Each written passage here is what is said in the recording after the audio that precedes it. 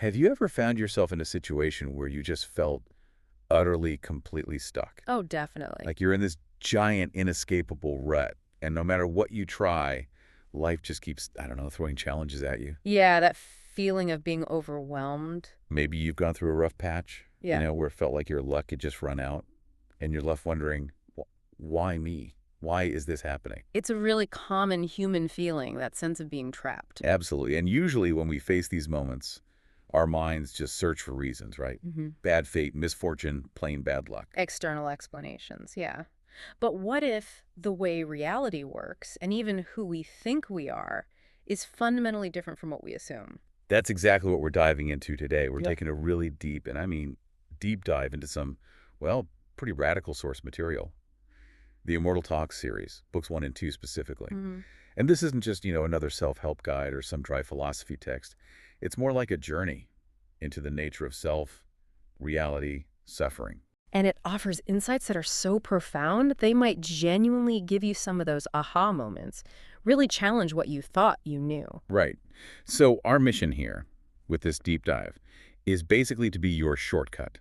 We want to distill these complex ideas into, hopefully, surprising facts and insights you can actually use. We're going to try and unpack why we feel stuck, why suffering seems so persistent, and maybe how the idea of freedom might be closer than you think.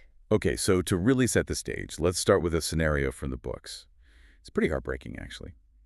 We meet Anita, a woman just drowning in poverty, in despair. Yeah, her house, which was once apparently quite elegant, now just reveals what the text calls the demoness of poverty. You can almost feel it, can't you? Empty spaces where furniture used to be, walls showing patches where things were sold. Even her kitchen, once modern, now has like 4 potatoes and a tomato. It's stark. And this came after losing her child, her husband getting demoted, her own difficult pregnancy, then his accident. Just one thing after another. A relentless pileup. It drove her to a really dark place, even considering suicide. It's such a powerful picture of misery. But here's where it gets really interesting and kind of poignant, too. She has a smartphone, a gift, Right. From her brother. and she uses it to cope. It tells her about a minimalist lifestyle. So she reframes it. Exactly. She creates this narrative where she's chosen minimalism rather than being forced into poverty. It's her way of holding on to some dignity. That's fascinating. And what's really key here from the perspective of the gods in these texts is how they see it. They don't just chalk it up to cruel fate. No, what do they say? They talk about her soul being stuck on a rough and bumpy road, and it's due to problematic karma. Problematic karma. And their goal, what they discuss, is actually shifting her soul to a better script. Wait, a better script? That sounds like something out of a movie. It is pretty wild, yeah. Lord Hanuman introduces this concept that there isn't just one Anita or one path for her. There are literally 1,000 lives of her, each slightly different. He even shows his disciples 2 specific versions, one where she finds hidden gold, her luck turns completely, and another where she stays debt-ridden and tragically takes her own life. Wow. So what's the point of showing that? Well, here's the insight that really hits home. The difficulty isn't imagining a better life. Those better lives, those other scenes, they already exist. They already exist. The real challenge, Lord Hanuman says, is freeing the soul stuck in a rut. Okay, that just completely flips things around. It makes you wonder, doesn't it? Mhm. Are our lives also just a series of pre-written scenes? Is my soul, your soul, just stuck in one particular script right now? While maybe a happier, more fulfilled version of us already exists, just waiting. It's a fundamental question. So if life is just a series of scenes, what does that actually mean for, our feeling of time passing, that sense of continuity we all have? Right. Lord Hanuman teaches that it's not this continuous flow we perceive. Life is more like an illusion of movement. An illusion. Yeah, as the soul basically slides through millions of still pictures, scenes that are already there, all linked by cause and effect. Okay, hang on. Like still photographs? Yeah. Millions of them. Exactly. Imagine your whole life, birth to death, as this huge collection of perfectly arranged still photos. Your soul isn't moving through time like we think. It's experiencing these existing pictures one after another. And that creates the illusion of movement. Precisely. The illusion of motion, of continuity. But what about memories then? Yeah. My memory of yesterday feels very real, very mine. And this is absolutely crucial. Your memory is your sense of, I was this person yesterday. They don't belong to the soul that's traveling. They don't. No, they belong to the character within that specific scene, that picture. So going back to Anita, if her soul shifted from the suicide script to the gold script, she wouldn't remember the other life, or even that the gold wasn't there before, because those memories were part of Anita 1, the character in that scene she left. wow, that just, it completely breaks down our usual idea of who we are, our continuous identity. It really does. It shifts identity from the soul to the character being experienced. Okay, so how does the soul actually interact with these scenes then? How does it choose or get into one? Well, the text describes the soul putting on an identity or an outfit. It's called the karma desire. Karma desire. Like an outfit. Yeah, but not physical. These are described as packets of light that form a body of light. It's also called the linga body, or linga code. Linga code, okay. And this code, this body of light, acts like a unique access key. It grants the soul access to specific scenes in that huge library of pictures. So it's not like Anita's smartphone just recording a copy of information. Exactly. This linga code, this absolute language, accesses the original scene in all its sensory detail, everything. But if it's the fundamental language of reality, why can't our minds just grasp it? Why can't we see our future scenes or consciously pick one? That's a great question. Lord Hanneman explains that this absolute language is actually, believe it or not, too simple and refined for our human minds. Too simple. How could it be too simple? Think of it like this. Your mind is like a super complex juicer designed to handle pulp, fiber, skin, everything filtered, structured information. Yeah. The absolute language is like pure filtered juice. If you try to run pure juice through the juicer again, it just doesn't compute, right? The mind is too complex for something so fundamentally simple and raw. It looks for patterns that aren't there in that pure form. Huh. Okay, that analogy actually helps a lot. It makes more sense now. Yeah, the mind tries to overcomplicate it. And this changes how we think about karma and memory, too, doesn't it? We usually lump them together. We do, but the source clarifies. Karma exists in these shunya tunnels of nothingness where souls reside, and it's read by the soul. Not the mind. Not the mind. Memories, on the other hand, are like objects within space-time. They're imprints within the scenes, read by the mind, different things, different locations, read by different faculties. That's a huge distinction. So the soul, Yeah. it has choices. Yes. The soul inherently has the power to choose desires from an unlimited stock in those shunya tunnels. But, and this is crucial for why we suffer, the soul often just mimics the desires of the character it's currently inhabiting. It mimics them instead of choosing its own. Exactly. It gets caught up in the character's pre-existing desires rather than making an independent, pure choice from the soul's perspective. And that mimicry leads us down paths we didn't truly soulfully choose. Which leads us right into another totally mind-bending concept. Mm-hmm. These invisible architects of our desires. Right. We tend to think of my mind as this single thing where all my thoughts and desires come from. Yeah, of course. But the text says no. Our mind is actually a composite of 4 separate bodies made of intangible matter. 4 invisible bodies plus our physical one. Correct, making 5 bodies in total. And these 4 invisible ones are constantly generating desires, which the soul often mistakes for its own. Wow. Okay, we need to break this down. 5 bodies. It's a fundamental shift. Let's look at what each one desires, because it affects everything we do and feel. First, the obvious one, the physical body. Right. Food, water, sleep. Exactly. It lives purely in the present, wanting completeness by consuming or discarding matter. Eat, drink, sleep. But it even extends to deeper urges, like procreation. Procreation, how so? Well, the text uses an example of 2 disciples, Urva and Ermi, silently debating if the desire for children is fundamentally a physical desire for immortality, a way to perpetuate the physical line. Ah, that primal urge for existence to continue. Okay. Okay, what's next? The intelligence body. This one's focused on future security and fixing the past. Its desires are usually self-centered, individualistic. Like studying for an exam. Perfect example. Studying hard to make your parents proud, finding a good job for security, wanting to get better at something for personal achievement. That's the intelligence body at work. Okay, got it. Then comes the intellect body. This one seeks completeness through the collective, building relationships, perfecting social structures, family, tribe, community. So this is more about us than me. Precisely. Its desires often seem selfless, like Urva wanting to change his whole tribe for the better, or parents sacrificing for their kids. This body draws those lines. My family, my friends, my community. It seeks connection within those groups. Right. And the 4th invisible one. The samskara body. This one is all about maintaining a consistent image. It has a front face, how others see you, and a rear face, how you see yourself. An image.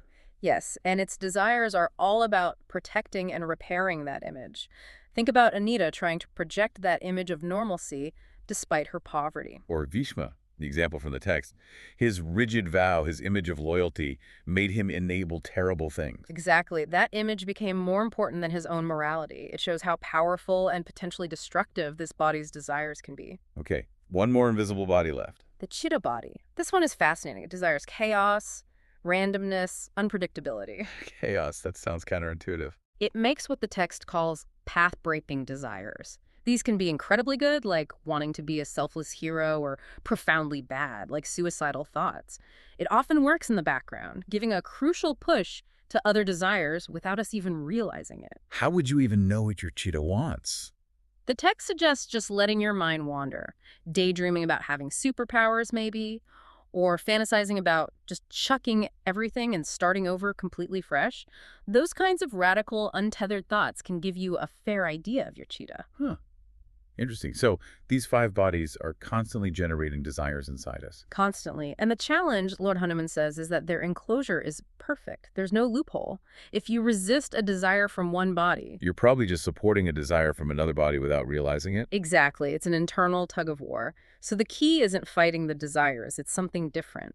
Detachment and dissociation. Seeing them for what they are, products of these bodies. Not necessarily your soul's true wish. But it's not just our internal world, is it? The texts talk about other influences. Right. Our inner landscape is complex enough, but then there are these cursed souls, the suras and asuras. Okay, what are they? They're described as bodiless creatures, separate from our souls. Suras crave positive emotions and addictions. Positive addictions, like what? Like, say, an addiction to sweets, or even something that looks good, like excessive charity, but driven by hidden guilt. The text mentions a princess giving excessively just to soothe her guilt about being wealthy. Wow. Okay. And asuras, I'm guessing they're the opposite. They are. They crave negative emotions, pain. They can take a simple worry and inflate it into crippling anxiety. They can foster hatred, resentment. And the text says they can even cause accidents. Disturbingly, yes. By subtly manipulating our actions, they essentially hijack our physical and mental bodies, planting thoughts, twisting our natural feelings into harmful extremes. That's unsettling. Are there examples? Yeah, the text suggests things like an irrational, intense hatred of dogs could be an asura infestation, or the story of Basantha. What happened to him? His seemingly unintentional acts, like sleepwalking and breaking eggs, and later deliberately killing a sparrow, these were attributed to asuras taking control of his body, his mind, even twisting his beliefs. So they can influence us on multiple levels. Body, mind, even intellect and ideology. It's quite comprehensive. Lord Hanuman uses an analogy for them, right? The thief, con man, goon. He does, and it's very insightful. The thief type takes control when your soul's awareness is low, when you're sort of away, like Basantha sleepwalking. Hijacked when vulnerable. Exactly. And the key insight, just becoming aware of their presence, shining a light on them, is often enough to make the thief retreat. Awareness is insulation. Okay, what about the con man? The con man is sneakier. They trick you into giving them control. They might convince you to hate dogs, say, by constantly showing you negative examples, filtering your reality to fit their agenda, playing on your biases. Making you think their idea was yours all along. Precisely. Very insidious. And the goon. That sounds more direct. It is. The goon openly uses power, sometimes even making you act against your own conscious will, like Basantha's leg stretching towards that nest, even though he didn't want to harm the bird. That's genuinely frightening. Okay. But is there a defense? Thankfully, yes. And it's the same for all 3 types. Awareness. Simply refusing to believe the thoughts and feelings they implant. Questioning them. Recognizing they aren't yours. That makes them flee. It puts you back in control. It's all about reclaiming your mental space, your self-authorship. Beautifully put. So, after all this, the scenes, the bodies, the cursed souls, how do we actually find freedom? How do we get unstuck? It comes back to that core idea. Awareness. The ultimate goal is mastering your soul's awareness setting. It's like a dial from 0 to 100. 0 to 100. Yeah. 100 means full awareness, pure observation, no real experience of the scene itself. 0 means complete immersion, total ignorance, lost in the character. And we bounce between those. We do. The goal is to set that dial consciously. Set it so that you never, not even by accident, switch to zero awareness while enjoying a scene. You want to be present, feel it all, but always retain that observer perspective. Be in the scene, but not of the scene, maybe. And that's a good way to put it. And this heightened awareness, this control over the setting, can be cultivated through two main paths described in the texts. Okay, what are they? First, the path of knowledge. This is said to be better suited for people with a strong chitta body, the brave, questioning types who like to break norms and dig deep. The chaos seekers. Or maybe truth seekers through chaos. This path requires breaking something called the expert barrier. The expert barrier. Mm. Let's say it's not just about learning a lot. No, it's more subtle. You could be a world expert in, say, metal science, but if your intelligence, intellect, and samskara bodies are totally satisfied with that technical mastery, if you feel you know it all functionally. You haven't crossed the barrier. Correct. Crossing it means pushing beyond technical skill into the philosophical, the metaphysical depths of any subject, questioning the nature of knowledge itself, seeking the underlying reality, not just how things work on the surface. Going beyond the what to the why and how it truly is. Okay. And the second path. The path of devotion. This is seen as more suitable for those with a strong samskara body, people who naturally connect with beliefs, rituals, traditions. The image keepers. Or perhaps those who find truth through structure and faith. This path involves surrendering to a guru, and interestingly, this process is said to expand the soul's T-strings. T-strings. What are those? Think of them like capacities of the soul. Humans normally have 7, apparently. Through devotion, this can expand up to 14, giving a greater ability to experience and understand. 14. Wow. Are there different kinds of devotion? Yes, 2 main types mentioned. Disciplined devotion, which involves consciously shrinking or cutting off the influence of your original mental body. Shrinking them. Anita's story is actually a powerful, if harsh, example. Her intense suffering acted as her invisible guru. It forced her into a kind of disciplined state by stripping away everything non-essential in her mind. Leaving only that radical chitta's desire, suicide. But that extreme state, paradoxically, created a tiny spark of awareness, enough for Lord Hanuman to intervene and shift her soul. Her absolute bottom became a doorway. That's incredible. Suffering as a catalyst. What's the other type? Loving devotion. This allows you to access your original mental body sometimes, but it requires immense sincerity and love. A purity strong enough to overcome any guilt that might block the connection. It's about a pure heart. Okay.